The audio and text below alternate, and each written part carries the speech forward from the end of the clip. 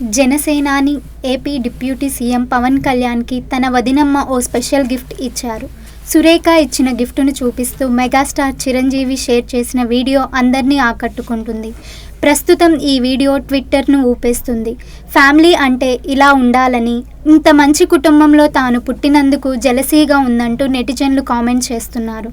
సురేఖ కొణిదెల ఇచ్చిన ఈ గిఫ్ట్ ఇప్పుడు వైరల్ అవుతుంది. ఇంపోర్టెడ్ పెన్నును పవన్ కళ్యాణ్కి గిఫ్ట్గా ఇచ్చారు.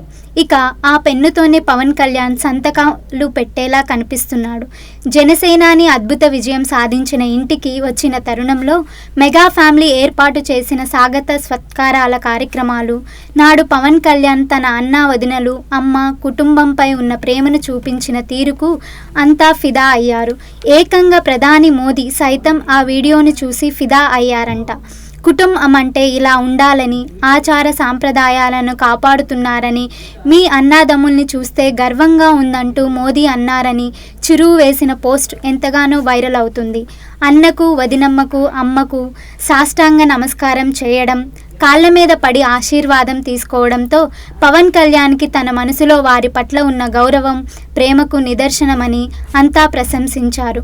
ఆ టైంలో మెగా ఫ్యామిలీ గురించి సోషల్ మీడియాలో ఎక్కువగా వైరల్ అయ్యింది. మెగా ఫ్యామిలీ ప్రేమలు, బంధాలు, కుటుంబ సభ్యుల ఆప్యాయతలు చూసి అందరూ ఫిదా అయ్యారు.